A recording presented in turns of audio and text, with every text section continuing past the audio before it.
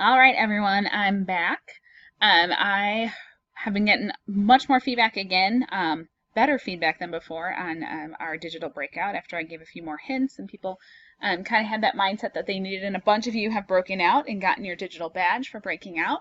But then I got a lot of questions about, well, how did you make this? Because I really like it and I want to do this for my students.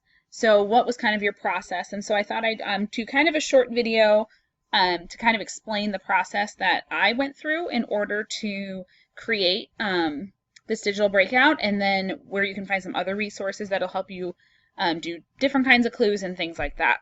So actually the first thing that I did was I opened up Google Draw and I created this kind of chart of what I wanted.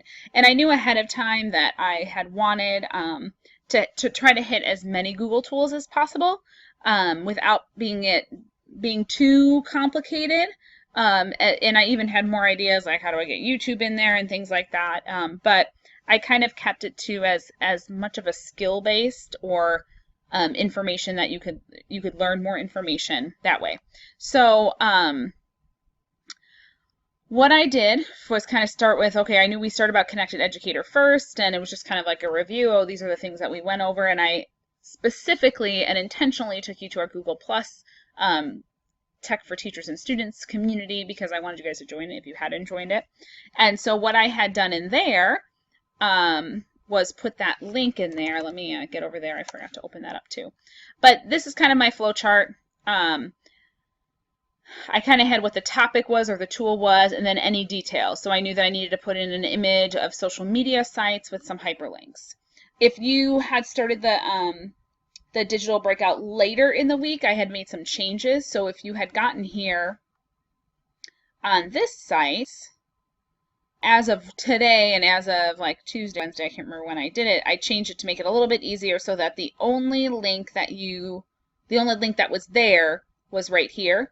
I had a Twitter link, and that went to an article about if you were new to Twitter, and then the Facebook one went to a Facebook page that I follow that I thought would be intriguing for some of you also to follow. But for this sake, I just did this. Now, some people were like, well, how did you create this? How did you do this? This is another Google drawing, and let me see if I can find it real quick. And what you can do, and really it's just hyperlinks, and when I attach it, when I put it onto the Google site, you can see where those hyperlinks are. And this is kind of my breakout. I don't know if they're all in here.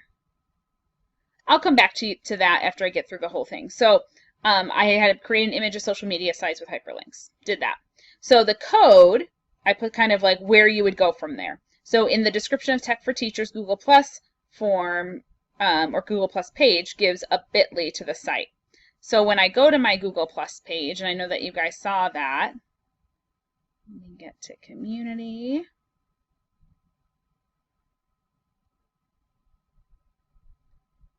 Tech for Teachers and Students. So in the About This community, there was this that said Great Googly Moogly.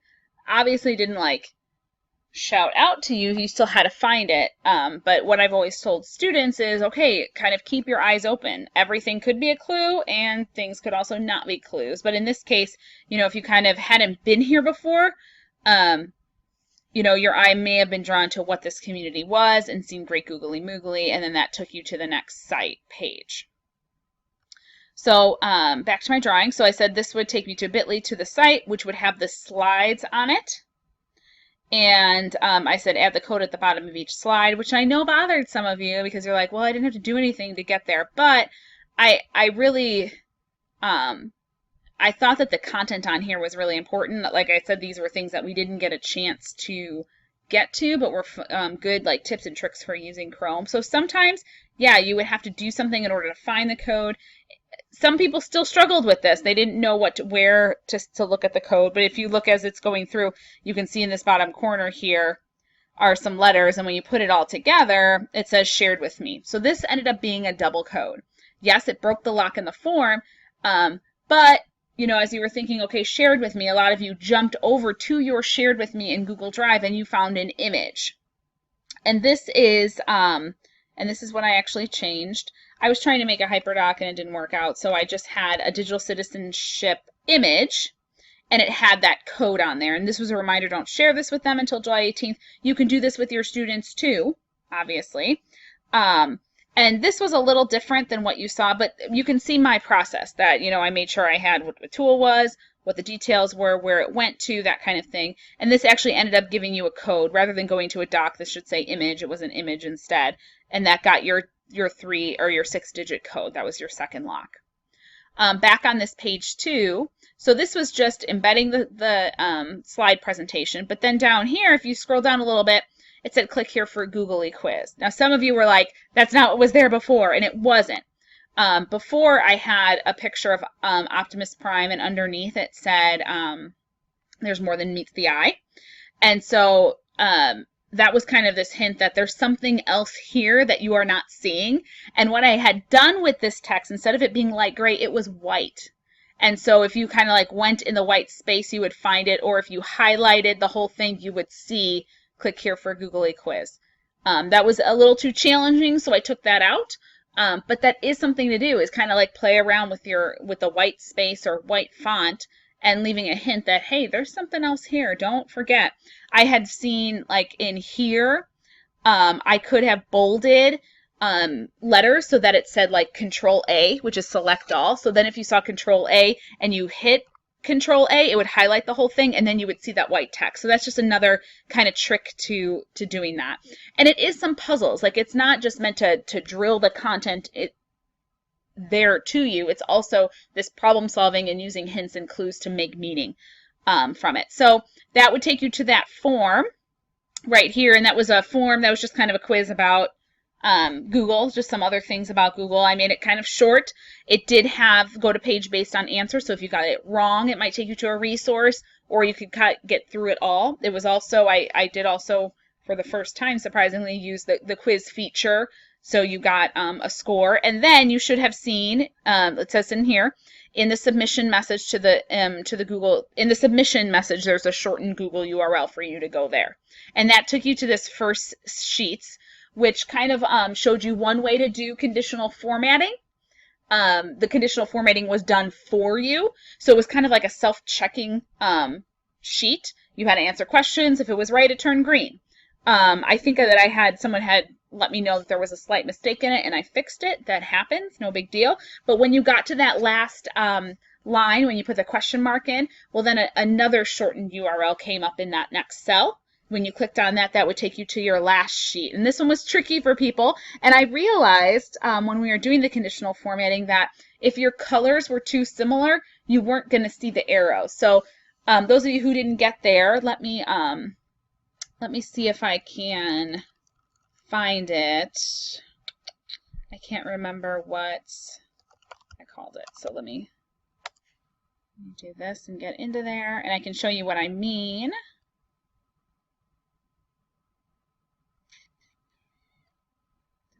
Skills. So the spreadsheet itself had all of these numbers, and you had to conditional format it. So like if I went ahead and highlighted all of this, let's do it right, it's still loading. If I highlighted all of it, when you would pick the numbers, you would see some arrows. So there was an up arrow right here, and you can kind of see how these 2s go up like this and go across. It kind of looks like an arrow. So there were arrows there that once you did all the colors, you could see the arrows, and then that gave you up, down, up, right, left, down, and that was your final code. So I'm going to be honest, this took me a good chunk of time, like several hours to create, and making sure that I went back through and tried things, and obviously I needed to try things even more. It's good once you create one to get it out to people ahead of time to just try to see, hey, are there any links broken? What's confusing? I didn't have enough time to do that. Otherwise, so I kind of used you guys as my feedback for making this better for next time. But the resource that I used a lot was this breakout.edu or breakoutedu.com/digital. And when you scroll down, it says build your own. And the creators that have kind of been doing these digital ones have a whole bunch of things, like how to create a locked form. So remember how you were typing it in. If you didn't have it right, it'd say it's still locked. This is going to walk you through how to do that. If you need to embed things on Google Sites, it's going to show you how to do that, how to do the hotspot on Google Draw, that first one with the social media. So there's lots of things on here. I used Form Mule, and that's what, those of you who did Breakout, it was attached to the sheet so that when you submitted your form, you would get an automated email from me with the badge on there, so I don't have to like sit there and send them individually. The white on white text was one of the tricks that I used. I didn't use crossword puzzle, but it looks like this isn't a link yet, but it looks like they're going to do something with that. But conditional formatting, you can learn more about that. Go to page based on response. I used a lot of these. This jigsaw planet is another one that's kind of fun. Force copy a Google Doc sheets and slides. You saw that. So the way that you do that is when I select all of this.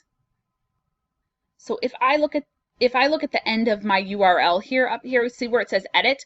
All that I did was I took all this off and put the word copy. So then when you clicked on it, it made you make a copy right away. So then that keeps people from requesting access to it and things like that. So that's the force copy. It's a really good thing to use. And again, these are a lot of the things that I used. One thing though about shorteners, you need to use the Google shortener. You cannot use a bit.ly. Our students can't access bit.lys, but they can access shortened Google URL. So that's just goo.gl. And that takes you to where you can shorten your URLs there.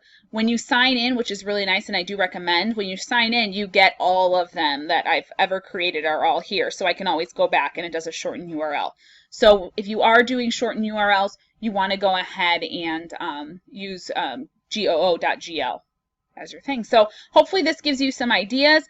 Please feel free to email me if you want to plan one together, if you want me to try one of yours, if you just want to get some starting points, if you want to do something similar to here and then get my feedback from there. I really do like creating these, and I know that I made the one that you guys did very challenging, but a lot of you ended up breaking through and felt like this is something that you wanted to kind of incorporate in your classroom. So let me know if you need any additional help with it, and I'd love to help you get this into your classroom because I've seen a lot of fun things with students, and students have really enjoyed doing these. So, all right.